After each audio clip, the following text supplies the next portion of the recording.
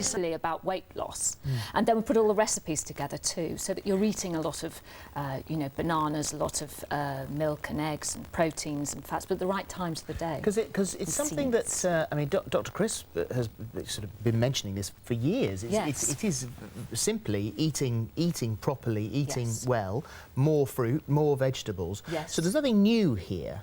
No, it's not new, but what has happened, you know, there are a lot of old wives' tales, aren't there? You think, oh, it's an old one, you know, eat carrots, you're going to see better, all that sort of thing. And it comes to pass, when proper scientific research is done about a particular subject, that actually there is a scientific basis for it. And for instance, you know, I know a lot of people watching have children, as we do, and there was a study done at Leeds University recently that children who drink 8 glasses of water a day perform better than children who don't. Not fizzy drinks, so we're not talking about the extremes of E numbers and so on, but just being hydrated. The brain uses around about 25% of our calorific intake for an average person, and it needs to be fed with the right things. So not just about slow release carbohydrates like oats and so on, but it's what those things give to you.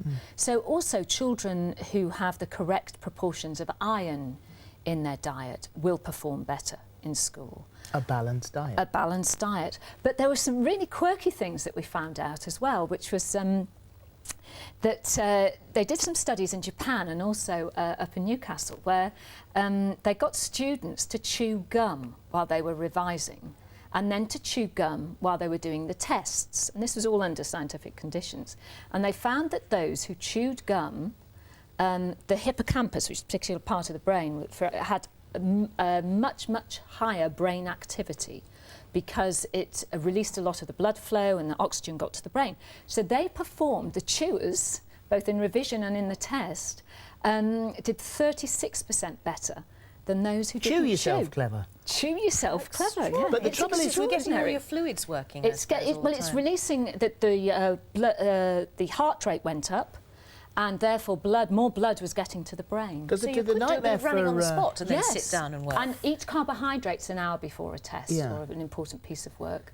And that also, the research shows that you will perform better. Because the trouble is, and we've mentioned the research a couple of times here, I've always found, and sitting here, which we do every day, and reading every bit of nutritional information, every bit of scientific reporting, for everything that we are told it works for us and is good for us, then told. There is another scientific report, and they all, you know, they're all as venerable as each other, says, actually, it's a load of old rubbish. It's the same with the detox thing. You sort of read detoxing, oh yes, absolutely, you could, and then you read it again saying, no, you're just wasting your money. So for everything, it's you know, it's this balance of trying to figure out, well, who's telling the truth? Well, I hope with this book that we have got the balance right, and we do talk about sleep, because a lack of sleep is one of the greatest indicators that you're going to eat more the next day. If you're constantly tired and you'll eat the wrong things, because I mean, I do it when I'm very tired, being in the studio a lot, and I just reach for anything that's got sugar in it, because, oh, right, that'll get me through another couple of shows, you know. And we all do it, don't we? But in the book, it's all about things to do and foods to eat so that you will sleep better. Well, you're going to show us a couple of recipes. Here you go. That's the book. It's Eat Yourself Clever. That's Carol's book, and you're going to do a couple of things from it. In a minute. Yeah, good. Okay. So she is back in a couple of minutes, and we'll see you after this.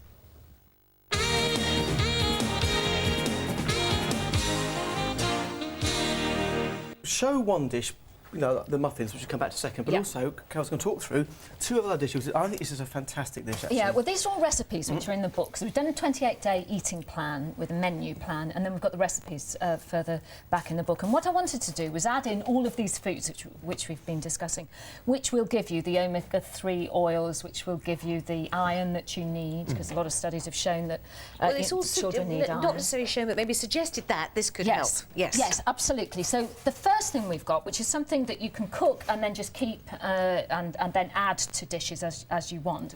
A lot of oats.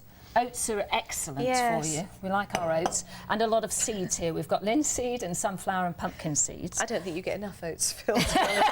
Now. Steady on.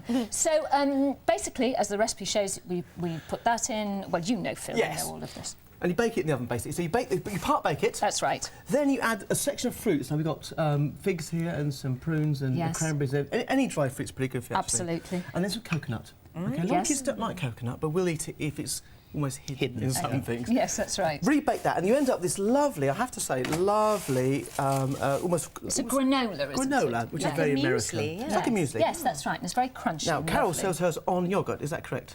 Yes, on yoghurt. I normally have a lot of that and put a little bit of yoghurt in. Okay. But can I just add this to... Tell me, Carol, when did you get a chance to cook all these recipes in your busy life? Well, I don't know, really. But I do I'm very manage impressed. somehow.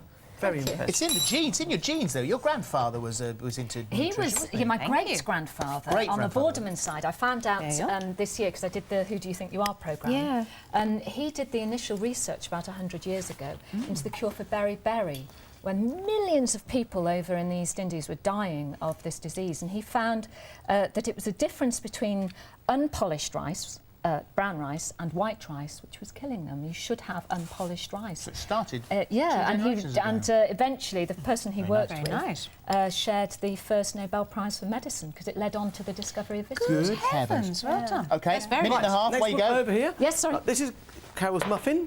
And in here we've got some butter and brown flour mixed together with a pinch of salt into there. Then we add, again, oats, which I know you love. Excellent, absolutely. Pecan nuts. Back onto that one again. Pecan nuts. Pecan nuts, more nuts with all the oils and all of the good Chopped things banana. there. Banana is excellent for sleeping as well. It will release serotonin, very good for And magnesium, plenty of magnesium. Plenty of magnesium. So banana smoothie before you go to bed. Absolutely. Yes, it does. absolutely. It relaxes yes. you, definitely. Excellent, about an hour Then beforehand. brown sugar into there and just mix that together. The golden rule about making muffins is you don't overwork the flour. If you do, you get the gluten comes out and the muffin becomes very tough and we've got stringy. wholemeal flour there too. Absolutely. Mix that together. Then over here you add your wet ingredients, which are an egg, some vanilla. Egg's very good.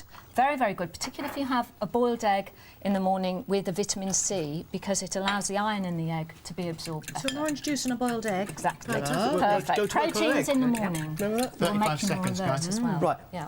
Wet mixture into there, mix it up, into your patty tins, into the oven, 200 degrees for 18 minutes, and they'll end up just like Just like this. that. So that's exactly how they looked in my kitchen. Did you know Let's that? try one of these. Carol, very good indeed. Thanks, Carol. Yeah. Thank you very much. Now, Carol's got, My we've got all the pleasure. ingredients for the smoothie. We haven't got time Yes, for that one. lovely But the smoothies. details for that are all on our website. Yes. Thank you. Thank So you. go there and have a look. Thanks, Carol. you like And we will look forward. Deliver. See you in a minute.